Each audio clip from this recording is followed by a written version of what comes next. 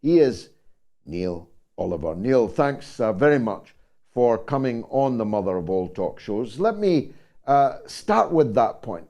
Britain is facing enormous challenges. Leave the existential ones of world war aside for the moment. There's the scourge of separatism that seeks to break up a small island into several new states. There's the collapse in the credibility of our institutions and in our government.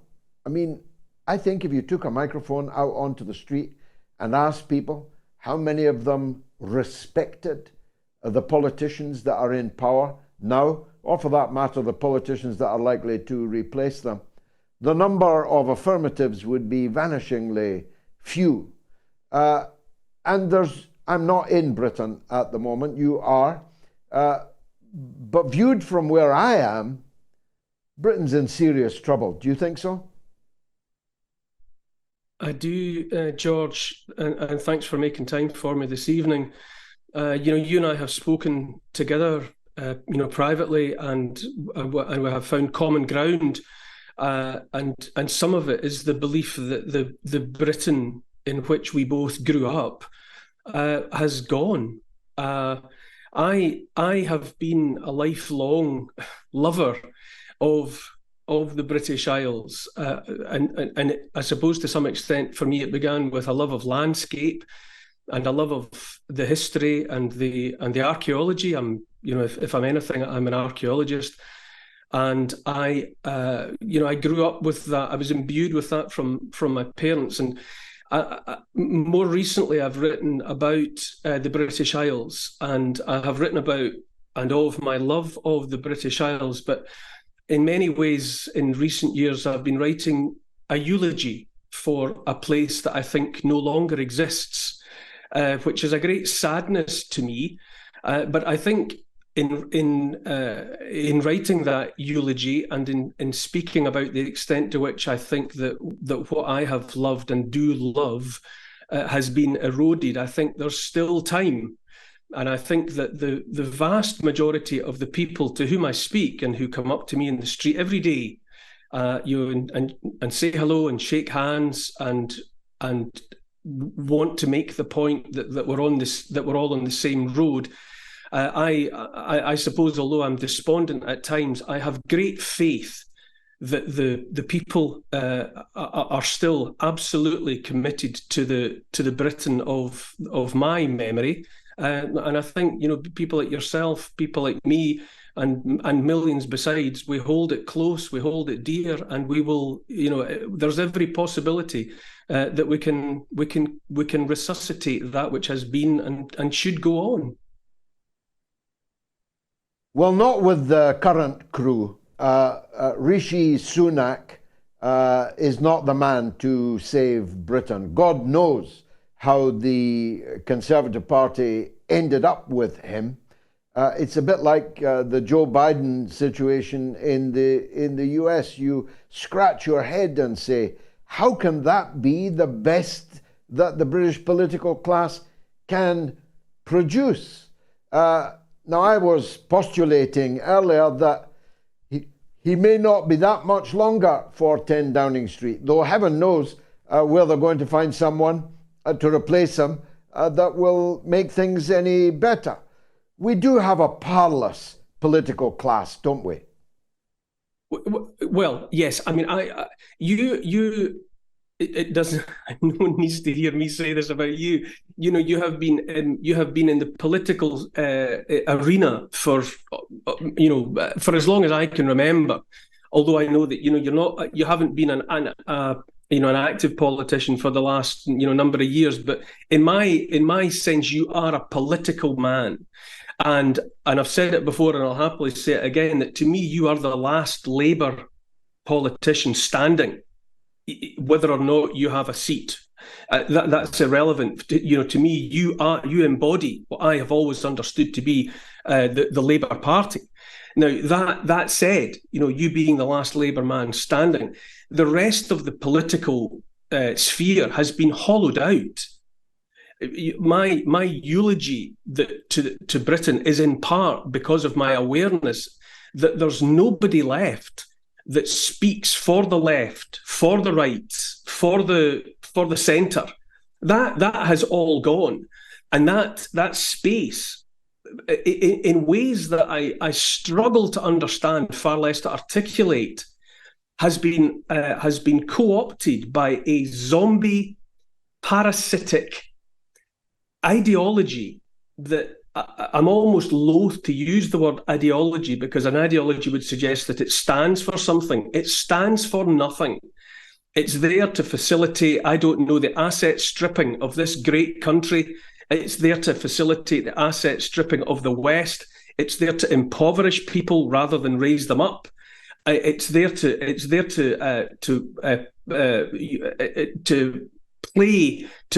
make the case for those who seek to profit from our demise. And Rishi Sunak, you mentioned Grant Shapps as defence secretary. It's an absolute nonsense. I don't think anybody in Britain believes that Rishi Sunak runs Britain. Nobody believes that, not even his colleagues. Sadiq Khan, Mayor of London, I think people looking on at him can see what it is that he's about, which is seeking division, sowing racial hatred, sowing division. The people of this country are crying out for something to believe in. Or I might put that better.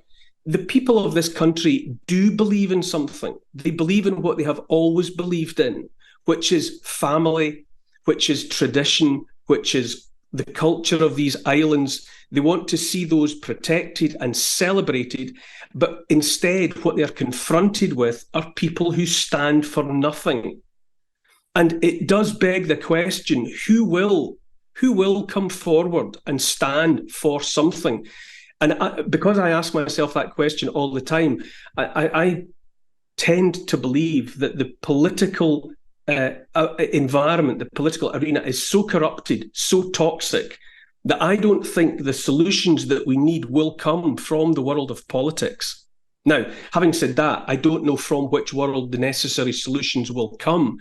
But all that I draw on all of the time is the faith that I have based on the continual contact that I have with the people of this country day by day, week by week, and month by month, which reassures me that the people of this country still believe in what they've always believed in: family, education for their children, safety for their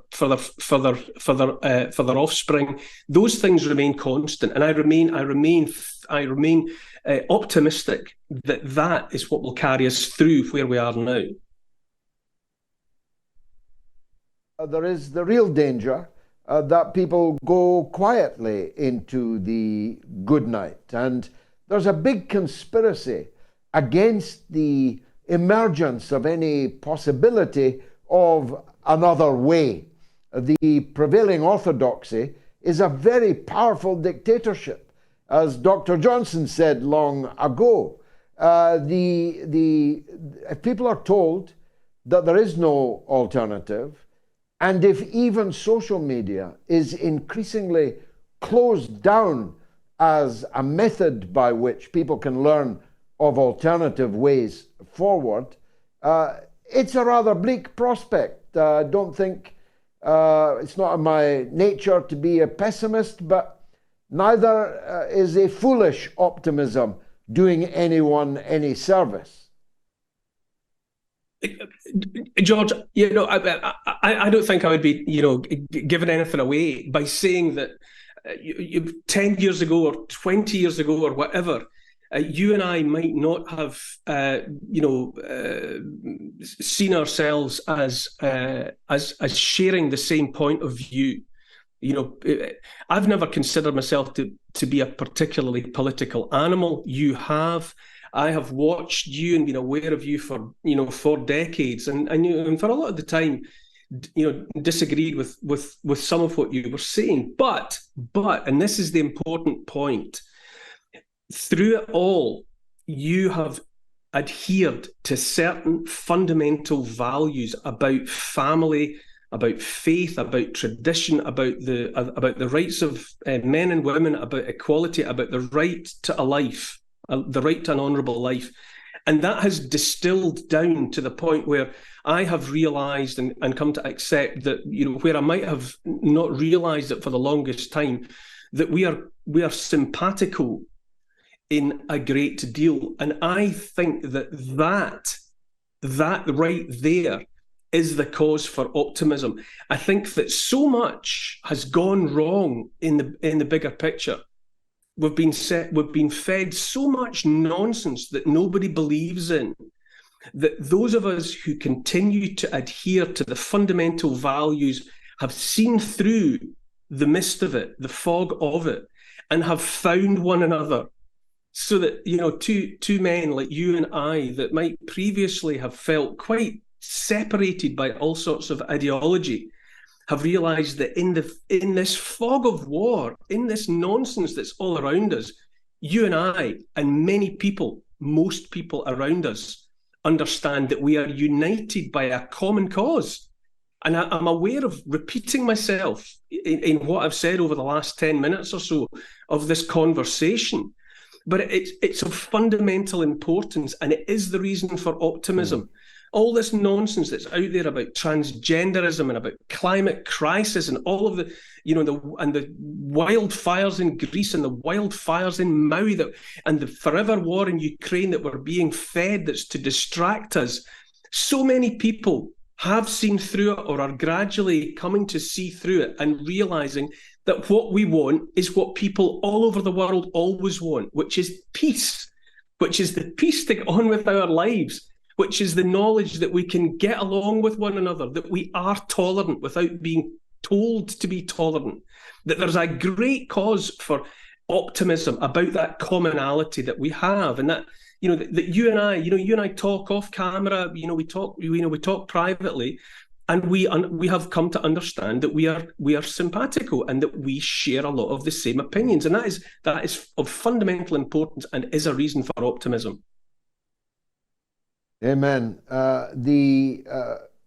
It would be a good reason to rejoice that we had left the European Union if Britain was not going to go down the road the European Union has embarked on this very week of a dramatic ratcheting up of the tools of censorship in media, the so-called disinformation game. I'd be happy that while we don't have to go down that road because we voted to leave the European Union, except our government is even more keen on censorship than the European Union. It may very well be that this conversation we are having now will no longer be possible, at least on any kind of platform that can reach significant numbers of people, and quite soon. That's one of the, if not the, most important challenges, isn't it? Because the reason it's the First Amendment in the United States is because it's the most important one. If you don't have free speech, you don't have any freedoms at all. Everybody knows this. This is one of those fundamentals. When anyone talks about freedom of speech, it runs through everyone. It's like lightning, through a lightning conductor. We're all energized by the threat to the freedom to talk, and any thinking person understands, without having to be told, that the threat of not being able to share ideas, to debate, to argue, to find common ground, any threat to that fundamental function of the human animal, we all fear it, and we will all rebel against it. I think it's a strange irony that the internet was conjured into being in the 1960s, and it has enabled millions, billions of people to talk to one another. That was a collateral benefit. That wasn't why the internet was built. The internet was built so that the US military could maintain connections between its computers. The fact that it enabled millions of people around the world to find one another and to share ideas was an unexpected, a collateral benefit for all of us. And it's because of that that it's now being censored and moves are being made to shut it down.